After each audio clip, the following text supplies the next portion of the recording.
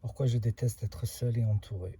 Je suis seul et la solution évidente qui est d'être entouré de gens n'est pas forcément celle que je désire. Aimer être seul, souffrir parfois de l'être, vouloir des liens, mais se sentir mieux dès qu'on se retrouve tranquille. C'est un dilemme de tous les jours. L'ironie, c'est que parfois je sens que je souffre de la solitude, mais tout en ressentant du soulagement quand je suis enfin seul. Je ressens surtout ça lorsque je sors dehors. J'ai l'impression de ne pas totalement être moi-même quand je sors, comme j'en ai parlé dans ma dernière vidéo. Car j'ai l'impression d'être forcé à interagir avec ce qu'il y a autour de moi.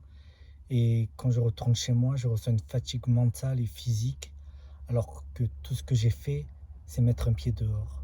Mais je ressens aussi ça quand je reste trop longtemps seul chez moi. Et étant un grand amoureux des histoires d'amour, c'est difficile de voir des films, des séries ou lire des livres sans ressentir un peu d'envie et de jalousie. Je pense que ce que j'aimerais surtout, c'est choisir quand je veux être accompagné et quand je veux être seul. Mais c'est difficile évidemment de choisir quand je veux voir des gens, car si je reçois des invitations et que je les refuse, ça peut non seulement les blesser, mais ça peut les laisser insinuer que leur présence m'embête. En dehors de mes parents, je n'ai pas vu le reste de ma famille depuis plus de 6 ans, manquant les repas de famille tels que le jour de l'an, Pâques, anniversaire, les barbecues ou Noël. Ceux qui ont vu mes précédentes vidéos, j'en parle beaucoup car j'y pense sans arrêt, mais en gros, en décembre prochain, ce sera la première fois où je vais justement aller au repas de famille de Noël car je l'ai malheureusement promis. Mais c'est le genre de situation où je sais que je n'ai vraiment pas envie d'y aller et que je préférerais rester seul car je ne me sens juste pas du tout proche de ma famille. Et vraiment, ça n'a rien à voir avec le fait que je ne les ai pas vus en 6 ans, mais vraiment parce que je n'ai jamais vraiment eu de rapport fusionnel avec eux. Même à l'époque où j'allais chaque année à Noël, j'étais juste une plante verte. Je restais sur le côté et personne ne m'adressait la parole. Et quand quelqu'un daignait enfin me parler, c'était comme si il parlait à un enfant de 5 ans. Il prenait une petite voix et me questionnait pour savoir ce que je faisais dans la vie. Et je devenais tout embarrassé car clairement, je n'étais pas là où il s'attendait qu'une personne ayant la vingtaine devait être. J'ai maintenant 34 ans et rien n'a vraiment évolué. Donc je sais déjà à quoi m'attendre d'une certaine manière. Et encore au moins quand j'avais la vingtaine, j'étais encore jeune, j'avais le temps de trouver ma voie. Mais que 15 ans après, je galère toujours autant, je sais que ça ne passera pas et que ça fera grandir encore plus de questions gênantes de leur part. Au fil des années, j'ai appris à couper court à ce genre d'interrogatoire et j'essaye toujours de prendre l'ascendant en faisant passer moi-même un interrogatoire à quiconque me pose des questions sur ma vie aussi. Du genre, ouais, ouais, ouais, assez parlé de moi. Parlons de toi un petit peu. Ils ont le sentiment que je m'intéresse à eux et ils oublient comme ça de parler de moi. Et je ne ressens pas cette gêne d'avoir à répondre avec stress à chacune de leurs questions intrusives. Le pire, c'est quand ils me posaient des questions et que clairement mes réponses étaient embarrassantes. Ça jetait toujours un gros blanc et un gros silence juste après. Je devenais toujours rouge tomate et plus personne ne me parlait ensuite. C'était une vraie humiliation. Et ça ne s'arrêtait pas là. Je suis du genre qui ressasse une discussion, même la plus banale, pendant des jours. J'essaie de réimaginer comment la conversation aurait pu être meilleure, comment j'aurais pu dire mieux les choses, et la conversation continue alors que l'autre personne l'a probablement oublié depuis longtemps. Donc même après avoir retrouvé ma solitude, la présence de ces personnes reste quelque part dans ma tête. Et j'arrive toujours à mieux parler une fois que je suis seul chez moi que sous la pression.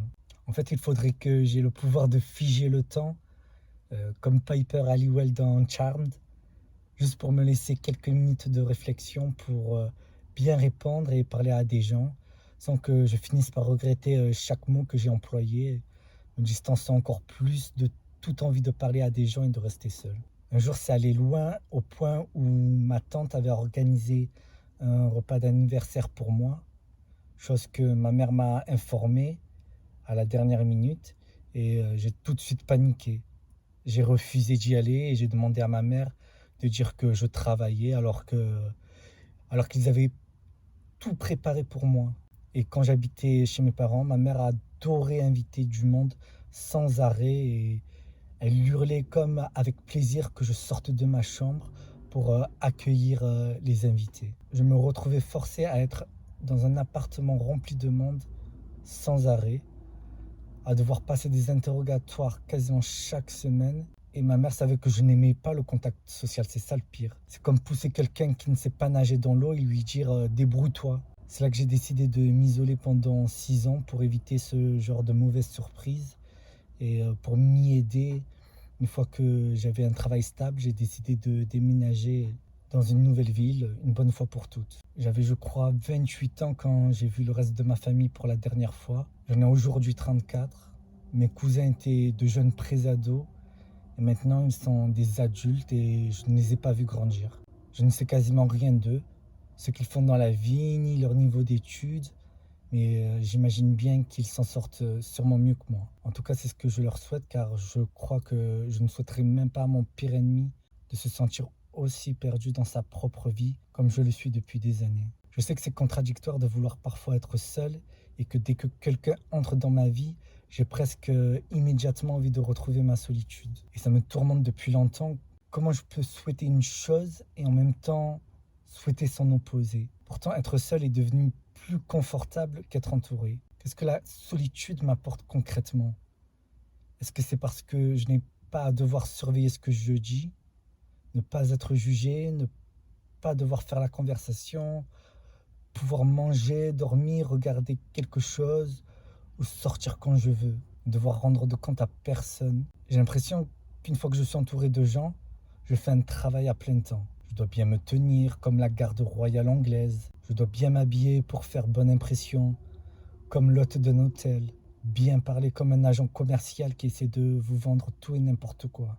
Mentir comme un cambrioleur qui essaie d'échapper à l'interrogatoire d'un policier. Est-ce que j'aime réellement être seul ou est-ce que j'aime simplement tout ce que la solitude m'évite? Et il y a le prix de cette tranquillité.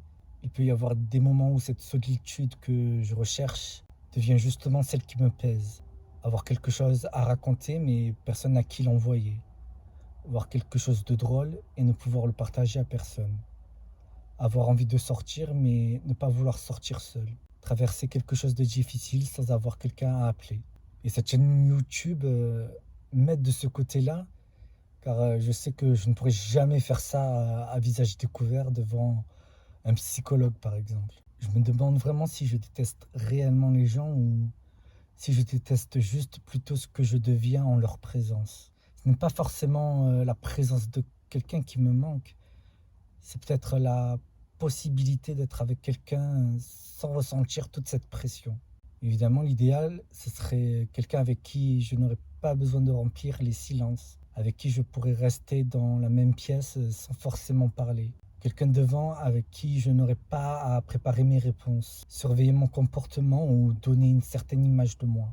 Peut-être que ce que je cherche, c'est finalement ni la solitude, ni la compagnie. C'est une présence auprès de laquelle je pourrais enfin ressentir la même liberté que lorsque je suis seul.